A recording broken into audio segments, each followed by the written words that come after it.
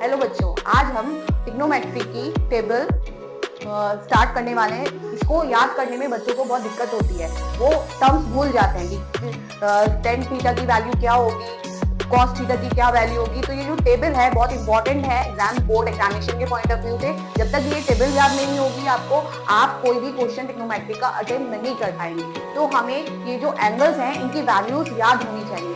तो इसको याद करना हमें बहुत मुश्किल लगता है, तो इसको सिंप्लीफाई करने के लिए आज मैं आपको कुछ ट्रिक्स बताऊंगी जिसकी हेल्प से आप इजीली इस टेबल को याद कर सकते हैं और अपने एग्जाम में अच्छा स्कोर कर सकते हैं। अब ये टेबल है, इस टेबल में सिर्फ हमें एक चीज का ध्यान रखना है। अगर हमें साइन थीटा की वैल्यू पता है, सारे एंगल्स की वैल्यू पता है, then we can find out all the values of other trigonometric ratios. ठीक है, तो उसको हम फाइंड आउट करने की पहली एक ट्रिक है, ट्रिक 1 हम देख रहे हैं, जिसमें हम एक फॉर्मूला यूज करते हैं। वो फॉर्मूला है थीटा फाइंड आउट करने के लिए finger above under root upon 2।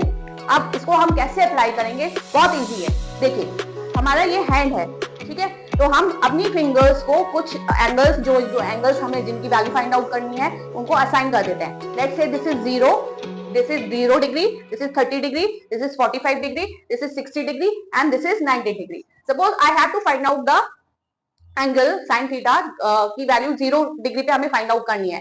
तो हम ये देखेंगे कि 0 हमने जब इसको असाइन किया है, इसके ऊपर कितनी फिंगर है, एक भी फिंगर नहीं है। दैट मीन्स हमारी जो वैल्यू होगी यहाँ पे थीटा की वो क्या आएगी, अंडर रूट 0/2। और जब हम इसको सॉल्व करेंगे तो थीटा की वैल्यू कितनी आ गई, 0। तो साइन थीटा यहाँ हम 0 डिग्री की वैल्यू हमारी क्या आ गई, 0 वैल्यू आ गई। अब हमारी अगर हमें साइन 30 की वैल्यू निकालनी है तो साइन 30 हमने फिंगर असाइन कौन सी करी है, सेकंड फिंगर, तो ये हमारा 30 है। इससे अबव कितनी फिंगर है, 1 फिंगर। दैट मींस जब हम यहाँ पे सब्स्टिट्यूट करेंगे साइन 30 की वैल्यू निकालने के लिए तो रूट 1/2, रूट 1 की वैल्यू 1/2, तो हमारी वैल्यू कितनी आ गई, 1/2। सिमिलरली 45 डिग्री निकालना है, उसमें बस थोड़ा सा हमें कैलकुलेशन करना पड़ेगा। आप फिंगर देखिए, 45 हमने ये फिंगर असाइन करी है, इससे ऊपर कितनी फिंगर है, 1, 2, तो हम रूट में वैल्यू रखेंगे sine 45 degree is equal to root 2/2। अगर हम इसमें इसको सॉल्व करेंगे तो क्या आ जाएगा, रूट 2 अपॉन, नीचे भी हम रूट टू को हम रूट टू लिख सकते हैं और रूट 2 से एक रूट 2 कैंसिल आउट हो गया, तो हमारी वैल्यू आ गई 1/√2। तो हमारा साइन 45 की वैल्यू आ गई 1/√2। सिमिलरली अगर हमें 60 डिग्री निकालना है, 60 डिग्री हमने कौन सी फिंगर असाइन करी है, ये वाली फिंगर असाइन है, इससे ऊपर कितनी फिंगर है, 3। तो हम इस फॉर्मूले में वैल्यू पुट करेंगे तो हमारा साइन 60 डिग्री आ जाएगा रूट 3/2।